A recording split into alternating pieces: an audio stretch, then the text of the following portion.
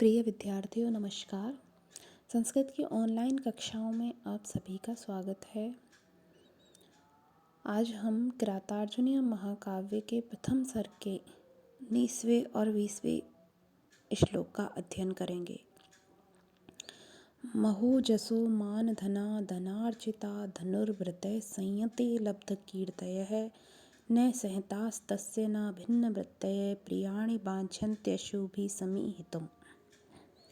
बनीचर महाराज युधिष्ठिर से कह रहा है कि महोजस है यानी कि महान ओजस्वी, मान धनहा मान ही है धन जिसका, अर्थात अत्यंत ही स्वाभिमानी, धनार्चितः यानी पुरस्कार आदि से सम्मानित, संयति लब्ध कीर्तय है, संयति यानी कि युद्ध में, लब्ध कीर्तय यानी कि यश प्राप्त करने वाले, न संहिता यानी कि स्वार्थ साधन के लिए गुटबंदी नहीं करने वाले, न भिन्न वृत्तय है और न ही परस्पर विरोध करने वाले, धनुर्भृत है धनुर्धारी योद्धा, तस्य यानी उस दुर्योधन का, अशुभि यानी कि प्राणों से भी, प्रियाणि समीहितम अभिष्ट कार्यों को करना, वांछन्ति यानी चाहते हैं कि जो धनुर्धारी योद्धा हैं अपने प्राणों की बाजी लगाकर भी उस दुर्योधन के कार्यों को पूरा करना चाहते हैं। और ये धनुर्धारी योद्धा कैसे हैं? अत्यंत ही ओजस्वी हैं, स्वाभिमानी हैं और पुरस्कार आदि से इनका सम्मान किया जाता है। युद्ध में हमेशा यश प्राप्त करते हैं, ना तो कभी गुटबंदी करते हैं और ना ही कभी विरोध करते हैं। ऐसे धनुर्धारी योद्धा उस दुर्योधन का प्राणों की बाजी लगाकर भी प्रिय कार्य करना चाहते हैं। कहने का भाव यह है कि दुर्योधन ने अपने व्यवहार से योद्धाओं का हृदय जीत लिया है। दुर्योधन की सेवा में महाबली, युद्ध में प्रतिष्ठा अर्जित करने वाले और स्वाभिमानी वीर हैं, जिनको वह अत्यंत उदारता से पुरस्कार आदि वितरण द्वारा सम्मानित करता है। योद्धा लोग भी कार्य सिद्ध करने के लिए न तो कभी दलबंदी करते हैं और न कभी स्वामी का काम बिगाड़ने के लिए किसी कार्य को करते समय अपना अलग अलग मन रखते हैं। वे अपने स्वामी में इतने अनुरक्त हैं कि उसके लिए प्राण तक न्यौछावर करने को सन्नद्ध हैं। बनीचर के कथन द्वारा यह भी इंगित होता है कि जिस राजा के सैनिक योद्धा ऐसे स्वामी भक्त हैं, उसे जीतना आसान कार्य नहीं है। इस श्लोक में महोजशय, मान धना, धनार्चिता, संयति लब्ध कीर्ति आदि जो पद हैं वह विशेषण बल से प्राण त्याग के संकल्प के कारण है, इसीलिए यहाँ काव्यलिंग अलंकार है। और ये जो विशेषण हैं ये साभिप्राय हैं, इसलिए परिकर अलंकार है।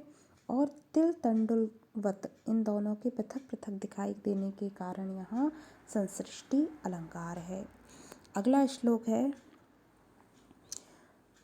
महीभृतां सच्चरितैश्चरैः क्रिया स वेद निशेषमशेषित क्रियः महोदयैस्तस्य हितानुबन्धिभिः प्रतीयते धातुरिव इहितं फलैः। इसका अन्वय है अशेषित क्रियः स सच्चरितैश्चरैः महीभृतां क्रिया निशेषं वेद धातुरिव तस्य इहितं महोदयै हितानुबन्धिभिः फलैः प्रतीयते। इस श्लोक में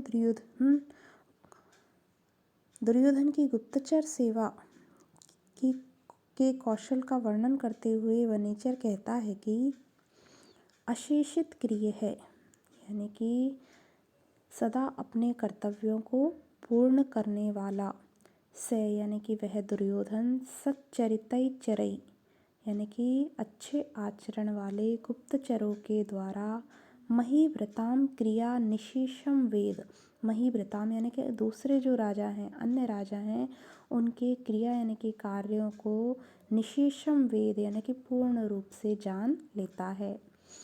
धातुरिव तस्य इहितम और धातु यानी कि ब्रह्मा के समान, तस्य इहितम उस दुर्योधन के, इहितम यानी कि कार्यों को महोदयई हितानुबंधिभी, महोदय यानी कि महान प्रगति वाले, और हितानुबंधिभी यानी कि हितकारी, फलई प्रतीयते, फल यानी कि परिणामों से ही उसके कार्य प्रतीयते यानी ज्ञात होते हैं।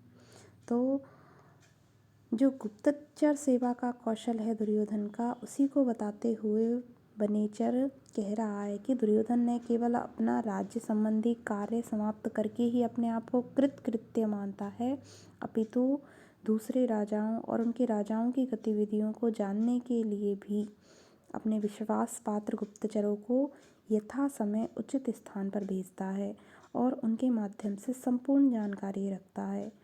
यह उसके चातुर्य का परिचायक है, क्योंकि शत्रु की गतिविधियों का पूर्व ज्ञान किसी भी शासक को सतर्क, सुरक्षित या विजेता बनाने में सहायक होता है।